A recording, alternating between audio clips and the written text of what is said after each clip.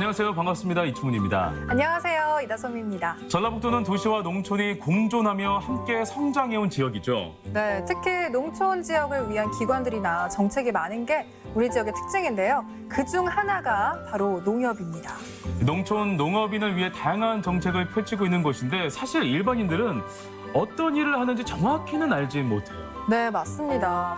일반적으로는 그냥 금융기관인가라고 생각하시는 분들도 좀 있으실 것 같아요. 저도 그렇게 생각을 했는데 물론 금융 관련 업무도 하고 있지만 최근같이 코로나19로 농업인들이 많이 힘들잖아요. 또 이럴 땐 농산물 팔아주기라든지 다양한 정책을 통해 농촌 살리기에 앞장서고 있는 것이 바로 농협이라고 합니다. 네, 맞습니다. 이 외에 농협의 역할은 또 무엇인지 박성일 전북농협 본부장 모시고 이야기 나눠보도록 하겠습니다. 안녕하세요. 안녕하세요. 예, 반갑습니다. 네, 네, 반갑습니다. 반갑습니다. 네, 지난 1월에 부임하셨잖아요. 예. 그동안 본부장으로서 어떠한 행보, 어떻게 예. 지내셨는지 궁금한데요. 한 말씀 먼저 듣고 시작하겠습니다. 예, 우리 농협 같은 경우는 다양한 사업을 영위하고 있기 때문에 네. 보통 본부장으로 부임을 하면 그 다양한 사업에 관련된 기관들을 방문하거나 네. 저희 농협 같은 경우는 각 시군에 시군지부가 있고 또 면적에는 일반적으로 지역농협이 있습니다. 맞아요. 그래서 저희가 부임 인사를 하고 시군을 돌아다니면서 의견을 청취해서 농정활동에 반영을 하고 그러는데요. 네.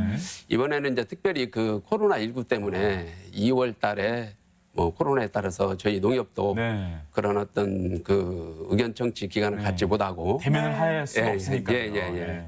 그래서 이제 그 잘 아시는 것처럼 우리 농협 시설들은 그 도민이나 농업인들이 이용하는 다중 시설이 많고 네. 또 농촌 지역에는 어르신들이 많이 있습니다. 맞아요. 그래서 우리 농협도 그 코로나 위기 대응 태세로 전환을 했고 잘 아시는 것처럼 그 코로나19 때문에 2월 말에서 3월에 졸업식하고 입학식이 연기되거나 축소되는 그런 일이 있었지 않습니까? 네네. 그렇죠. 그래서 화훼농가라든지 그다음에 계약이 연기되면서 그 친환경 농산물을 저희가 급식으로 공급을 하고 있는데 맞아요. 예, 그 부분이 중단되면서 농민들이 그 어려움을 많이 겪었습니다. 네네. 그래서 이제 직판 행사라든지 꽃소비 캠페인 이런 네네. 걸 하면서 아마 정신없이 보낸 한 4개월이 아니었나 생각을 합니다. 오히려 더 바빴네요. 예. 그러네요. 그래서 이제 5월에는 코로나가 어느 정도 이렇게 진행된 것을 봐서 그 추이를 봐가면서 현장을 방문해서 실제 거기서 의견된 수렴들을 가지고 코로나 이후에 농정 그 발전 방향을 모색해 볼 생각입니다. 네. 네. 코로나19에 대해서 지금 네. 농촌 살리기 운동이 진행 중이잖아요. 예. 뭐 사례를 보면 드라이브스루를 이용한 농산물 예. 구입도 한 사례가 될 맞아요. 수 있을 것 같은데 예. 전북 농협에서도 코로나19에 대한 대응 굉장히 많이 하고 있는 걸로 알고 있거든요.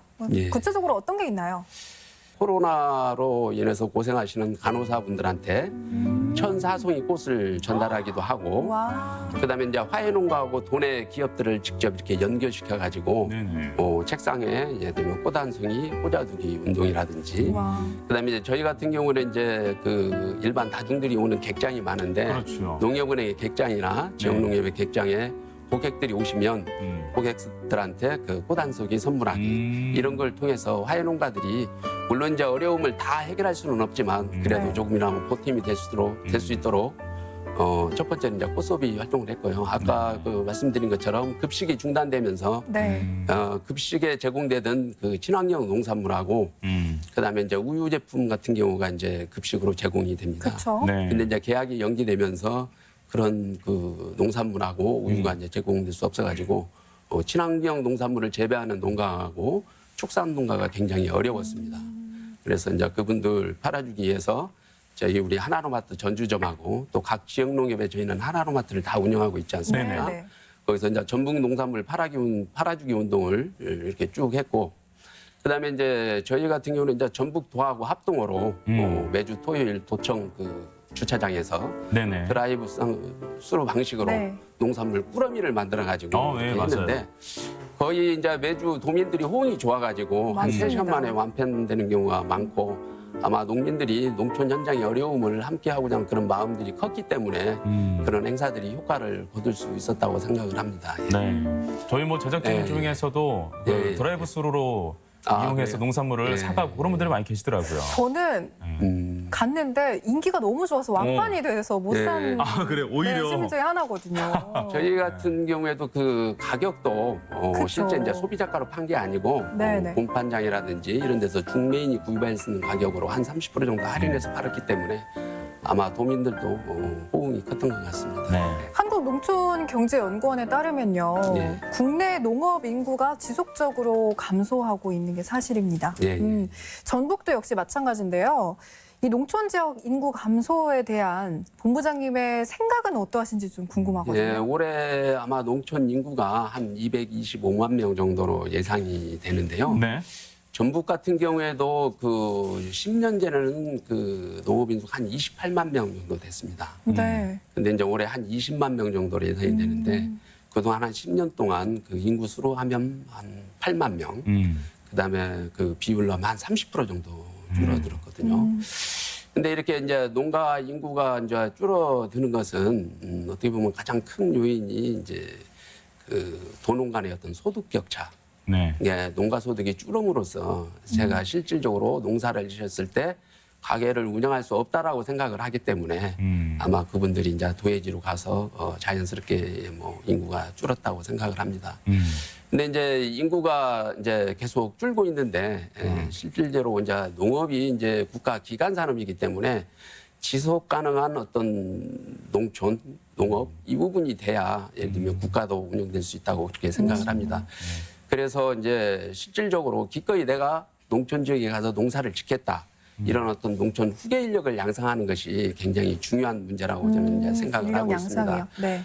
그래서 이제 저희 농협 같은 경우에도 그런 후계 인력을 양성하기 위해서 40세 미만 농민 조합원을 그 육성할 수 있는 사업을 지속적으로 추진을 하고 있고 저희 내부적으로도 40세 미만 조합원을 육성하는 것을 경영 지표로 부여를 하고 각 지사무소마다 또 연도 말에는 그걸 생겨온 성과로 평가를 하고 있습니다. 또 중앙에서는 저희 내부에 이제 그 경기도의 안성교육원이라는 곳이 있는데 네네. 거기에 그 농부사관학교, 청년농부사관학교를 저희가 2018년부터 아, 개교를 그래요? 했습니다. 오. 예.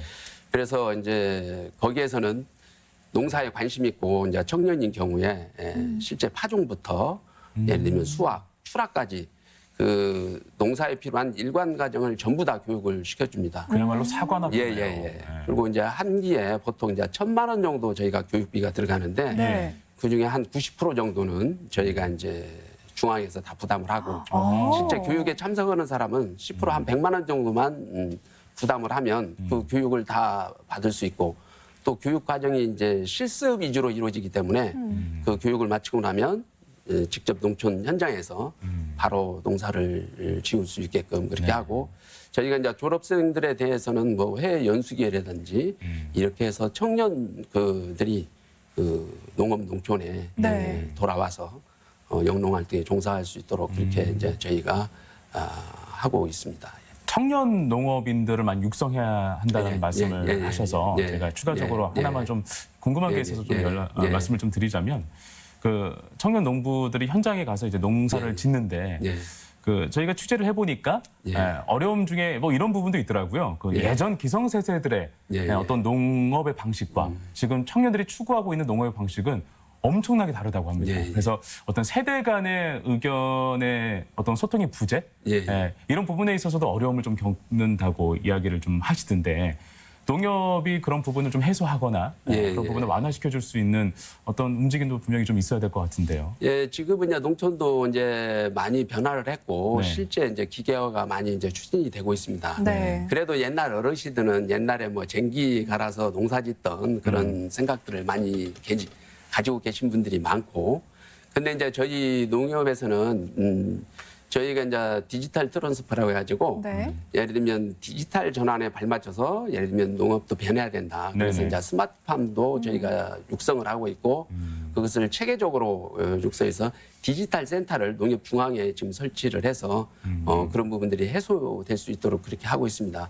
그다음에 또 스마트팜 부분에 대해서는 농협은행이라든지 그다음에 무이자 자금을 지원한다든지 여러 측면에서 저희가 지원을 하고 있고 또 교육 과정을 통해서 지속적으로 아까 농부 사관학교라든지 그다음에 이제 저희가 조합원을 상대로 해서 또 교육 과정이 이제 항상 상시적으로 열리고 있습니다. 그 네. 교육 과정에서 디지털 부분을 교육을 함으로써 어떤 신구 세대 간의 어떤 그런 그 생각 차이를 네. 많이 좁혀주고 있고 실제 정부에서도 이제 스마트팜 같은 경우는 육사산업 육성을 하면서 대대적으로 지원을 하기 때문에 젊은 사람들이 예를 들면 지원을 해서 옛날처럼 예를 들면 뭐 지게로 등짐해서 이렇게 일을 한다든지 네. 네. 이런 경우는 없고 대부분은 기계화돼서 그렇죠. 옛날처럼 그렇게 이제 손 써서 일할 수 있는 그런 농촌 현장은 없다고 보셔도 근데 괜찮습니다. 지금도 예. 보면 네. 간혹 가다 어떤 사람들이 예. 그렇게 농사를 짓는 줄 아시더라고요. 아, 그래요?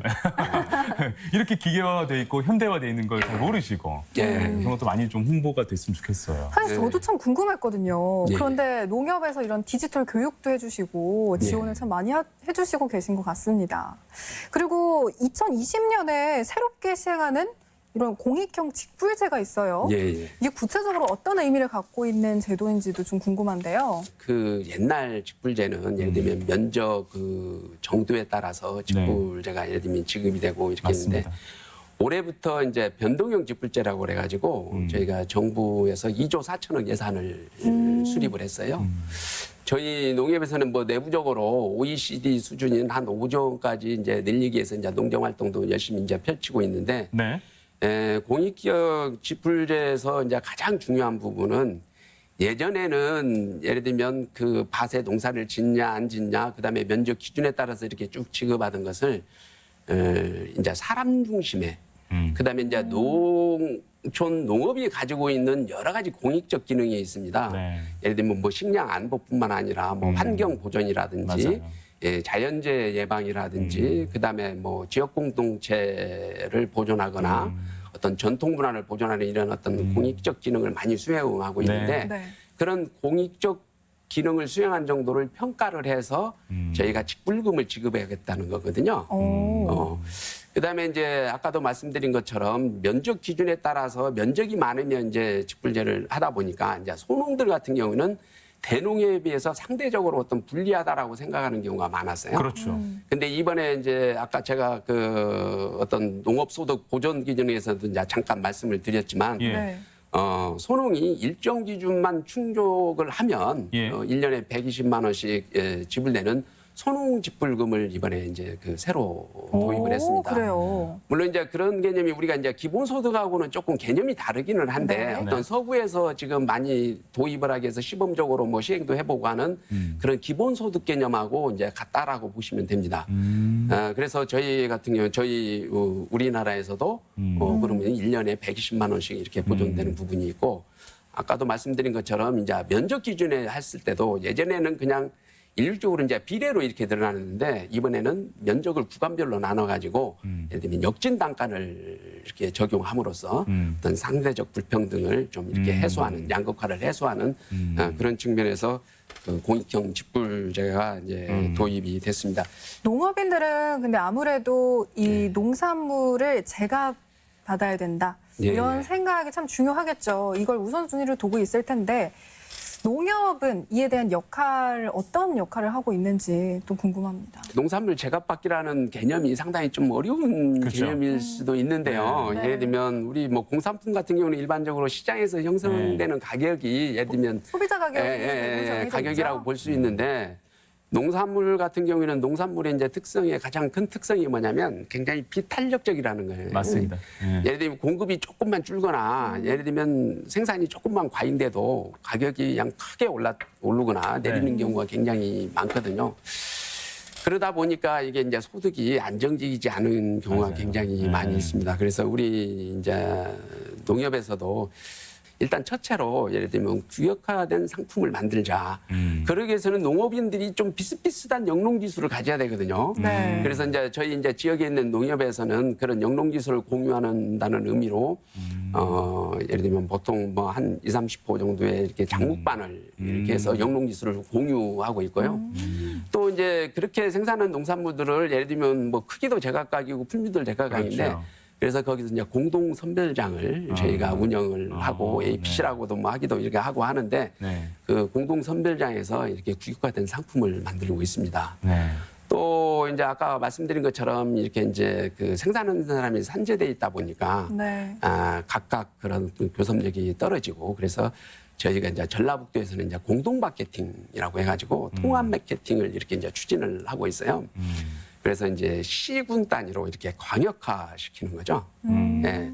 그래서 저희가 이제 공동 브랜드도 개발을 하고 예를 들면 어떤 공동 선별장을 운영하는데 저희가 지원도 해주고 그렇게 해서 예를 들면 우리 그 농산물 생산자들도 네네. 소비자들하고 어떤 그 시장에서 서로 경쟁할 수 있는 그런 여지를 만들고 있고요.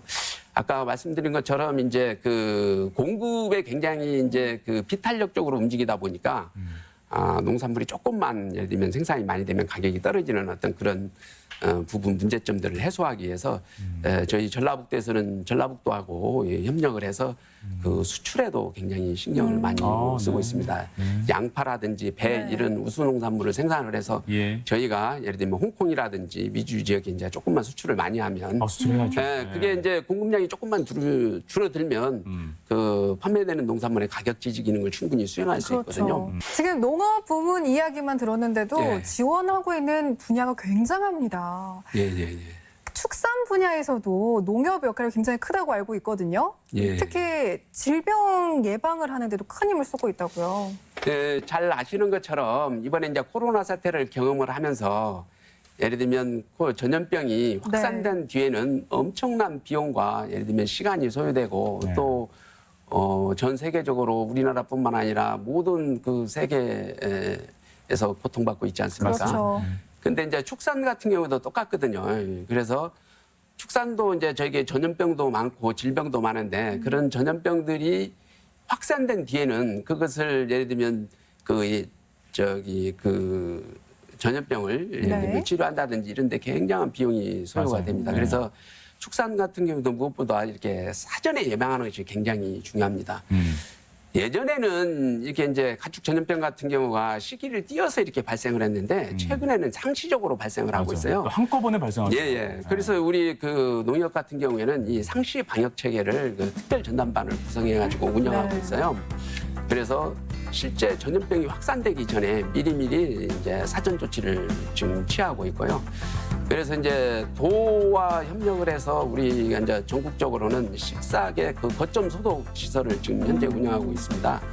그래서 이제 모든 축산 차량은 그 거점 소독 시설에서 예를 들면 그 소독을 해야만 축산 농가를 방문할 수 있습니다. 그래서 이제 그 전염병이 퍼지는 걸 원천적으로 이제 그 방지하고 있고 저희 농협에서도 예를 들면 그 축산 농가들이 그런 사전 방역 조치를 할 수 있도록 예를 들면 소독제라든지 생석회라든지 이런 것들을 다 저기 지원을 해주고 있고 네. 그다음에 또 별도의 장소에서 저희가 이제 그 방역 전담반을 운영을 하면서 비축을 하고 있습니다. 그리고 특히 이제 뭐 대농들 같은 경우에는 자기 스스로 어떤 그런 방역 조치를 할 수 있는데 소규모 농가들은 그게 굉장히 뭐 어렵거든요. 소규모 농가 같은 경우에는 저희가 무료로 그런 방역에 필요한 물품이라든지 이런 것을 다 지원을 해줘가지고 축산 쪽에서 어떤 전염병으로 인해서 피해가 발생하지 않도록 그렇게 사전 조치를 취하는 쪽으로 업무를 추진하고 있습니다. 예. 네. 2020년 올해 전북 농협이 특색 있고 또 아주 멋지게 또 계획하고 있는 일들도 있을 것 같은데요. 그 소개까지 또 들어보도록 하겠습니다. 예, 우리 전북농협에서는 이제 첫째로 지자체 협력 사업을 중점적으로 추진을 하고 있습니다. 그래서 군별로 시군 특화 사업을 선정을 해서 네. 저희가 육성하고 있는데요. 올해 같은 경우는 총 209건에 574억 원을 지원할 예정입니다. 네. 우리 전라북도는 아까도 이제 뭐 농도라고 우리 사회자분께서도 이제 말씀을 하셨는데 네. 우리 이제 송화진 지사께서 그 삼당 농정을 도정의 제1과제로 이렇게 선정을 하고 도정을 펼치고 네. 계시고 또 농업 부문에 이제 어떤 전폭적으로 지원을 해주고 계십니다. 그래서 도하고 이렇게 협력을 해서 시군 특화 사업을 저희가 개발을 해서 그 지원을 해주고 있고요. 지금 그 시군 특화 사업 중에 이제 저희가 이제 개발해서 지원하는 걸 보면 이제 공동 육묘장이라든지 뭐 드론을 통한 어떤 방제 사업이라든지 그다음에 전라북도에서 생산된 농산물을 뭐 TV에 홍보할 때 그 홍보비를 지원해 준다든지 이런 다양한 부분을 저희가 지자체 협력 사업으로 개발을 해서 지원을 해주고 있습니다. 그다음에 이제 두 번째로는 이제 전라북도 특색 사업인데요. 이제 술꿀팜 사업을 진행하고 네. 있습니다. 그 술꿀팜이라는 것은 네. 이제 그 학교하고 농장하고 합성어인데요. 네. 그 학교 안에 저희가 이제 그 농업 체험장을 설치를 해서 네. 학생들이 직접 심고 기르고 수확해가지고 그다음에 수확한 것을 가지고 예를 들면 김장도 담가보고 어허. 그다음에 요리도 해보고 와. 이렇게 함으로써 이제 그 농업하고 어떤 건강한 먹거리에 대한 어떤 이해를 높이는 그 체험장으로서 저희가 운영을 하고 있습니다. 아주 좋은 교육인 예, 것 예. 같습니다. 네. 자연의 섭리도 이해하고 예. 생명의 소중함도 알게 되고요. 예, 저희가 이제 전라북도에서는 이제 전주시, 익산시, 군산시 그리고 도교육청하고 우리 농협이 함께 그 운영하고 있고 40개 초등학교에서 한 3,200명 정도가 그런 부분들을 체험을 하고 있습니다. 네. 그래서 보통 이제 1학기 때는 뭐 이제 무, 배추 등 이렇게 김장 채소 한 10여 종을 심어 가지고 네. 자기가 길러 가지고 요리를 직접 해보는 어떤 그 식체험을 하고 있고 네. 그다음에 이제 5월부터 10월 중에는 벼를 이제 직접 심어보고 또 베고 그 수확한 그 쌀을 가지고 이제 네. 막 가래떡을 만들어 본다든지 와. 이런 것들을 체험함으로써 우리 학생들이 어떤 농업의 중요성, 그다음에 농민들의 어떤 땀의 소중함 이런 것도 알 수 있는 계기가 된다라고 생각을 해서 그것을 전라북도 특색 사업으로 추진을 하고 있습니다. 그다음에 이제 뭐 우리 농촌에 가보면 할아버지 뭐 할머니들이 계시는데 실제 네네. 또 결혼식을 못 올리고 지금까지 아, 맞아요. 여러 가지 형편 때문에 계시는 분들이 있어요. 맞아요. 예. 그래서 이제 그분들한테 저희가 무료 웨딩 사업을 아. 그 추진해주고 있어요. 이거 그러면- 굉장히 예, 예. 감동적이더라고요. 그럼 현장에 가서 이제 결혼식까지 같이 이렇게 예, 예. 여기 이제 호텔에서 결혼식도 저희가 하고 아, 패백도 그래요? 드려주고 오. 그다음에 이제 가족들 보면 뭐 필요연도 열어드리고 그 일체 비용을 농민 부담 없이 저희가 그 결혼식을 올려드리고 있고요. 굉장히 감성적. 올해도 예를 들면 5쌍 부부 한 10 농업인 정도를 그 네. 올 8월 중에 결혼식을 그 올려드릴 그렇습니까? 계획입니다. 아, 현장에도 가보셨어요, 우리 본부장님께서. 아, 저는 이제 뭐 이제 줄의 의뢰가 좀 팔월이니까요? 들어올 것 같은 느낌인데. 뭐 그런 얘기도 있는데요. 네. 그래도 이제 뭐 어떤 상징성 이런 것을 감안을 해서 네. 네. 도지사님이 또 농업에 관심이 많으니까 네. 지사님이 좀 바쁘시겠지만 도지사님한테 주례를 한번 부탁해볼까 이렇게 계획을 세우고 있습니다. 그렇습니까? 알겠습니다. 그리고 이제 저희 전북농협이 뭐 특색 사업으로 하는 것이 굉장히 여러 가지 있는데 다 말씀드리는 수는 없고 저희 전북농협이 그 현장 나눔 운동을 적극적으로 펼치고 있어요. 네. 그래서 전 직원이 기본 급여의 그 0.5%씩을 공제를 해가지고 저희가 기금을 출연해서 별도의 사단법인을 만들었어요. 그 사단법인에서 예를 들면 소외계층이라든지 농업의 어떤 취약계층에 대해서 저희가 뭐 생필품도 뭐 이렇게 제공을 해주고 그렇군요. 여러 가지 이제 사업을 직접 하고 있고 네네. 저희가 이제 고객들 중에서도 이제 그 사회공헌 활동을 하고 싶은 분들을 이렇게 결성을 해서 범농협 노블고객봉사단이라고 이렇게 조성을 해가지고 네. 하고 있는데 저희가 이제 그런 사업들을 통해서 도민들로부터 신뢰받고 사랑받는 농협을 만들기 위해서 그 노력을 하고 있습니다. 예. 네. 주요 특색 사업만 꼽았는데도 네. 손 꼽기가 힘들 정도로 네. 어마어마하네요. 나중에 뭐 기회가 되면 시간을 많이 주시면 자세히 네. 한번 설명을 드릴 수 있도록 하겠습니다. 알겠습니다. 자, 그럼 마무리 말씀으로 예. 전북 도민분들께 한마디 예. 하시죠. 저희가 이제 늘 그 소중한 것들이 꼭 필요한 것들이 옆에 있는데 우리가 느끼지 못하는 경우가 많이 있잖아요. 예, 우리 농업도 그런 존재가 아닌가 이렇게 생각을 합니다. 네. 아까도 이제 농업의 공익적 가치에 대해서 말씀을 드렸지만 식량 안보라든지 그다음에 뭐 자연재해를 예방한다든지 여러 어떤 다원적인 공익 가치가 있어요. 그런데 이제 우리 그 일상생활을 하다 보면 바쁜 생활을 하다 보면 농협의 어떤 그런 소중함을 잘 못 느끼는 경우가 많이 있습니다. 네. 또 일각에서는 요즘 같은 글로벌 시대에 생산성도 낮고 네. 효율성도 떨어지는데 굳이 농업에 그렇게 투자를 해야 되느냐. 오히려 외국의 값싼 농산물을 사다가 예를 들면 소비자들한테 제공을 한다라고 하면 오히려 소비자들한테는 이익 아니냐 이렇게 말씀하시는 분들도 있어요. 네네. 근데 최근에 이제 코로나19 그 팬데믹 상태에서도 이제 보면 아시지만 글로벌 네트워크가 붕괴되거나 어떤 네. 그 세계 경제가 침체가 되면 예를 들면 식량이 무기가 될 수 있고 맞습니다. 최근에 동남아 캄보디아에서도 예를 들면 쌀 수출을 금지하는 뭐 그런 또 어떤 사례도 발생을 했지만 네. 우리 농업이 이제 그런 부분들을 많이 그 기능을 하고 있기 때문에 네. 정부에서 농업 쪽에 예를 들면 예산을 예를 들면 투자한다든지 그다음에 어떤 비용을 지원한다든지 할 때 우리 국민 한 분 한 분 모두가 내가 어떤 농업의 그런 공익적 가치를 인식하고 그 비용을 내가 지불하겠다라는 어떤 국민적 공감대가 함께 이렇게 형성돼줬으면 좋겠다. 네. 이런 생각을 하고 저희 전북농협에서도 지속 가능한 농업 농촌이 될 수 있도록 하여튼 최선을 다해서 노력하도록 하겠습니다. 네. 뭐 본부장님께서 포부가 엄청나신 것 같습니다. 네. 그 농협이 정말 이렇게까지 다양한 사업을 하고 있었나 싶어서 저도 굉장히 좀 놀랐던 대화였고요. 그 농업인의 권익 증진은 물론 또 대한민국의 어떤 농생명의 가치를 더욱더 고취시키는 역할을 충분히 해주시기를 바라겠습니다. 네, 앞으로도 농업인들의 든든한 친구가 돼주시길 바라면서 오늘 말씀 여기서 마무리하도록 할게요. 오늘 나와주셔서 고맙습니다. 고맙습니다. 감사합니다.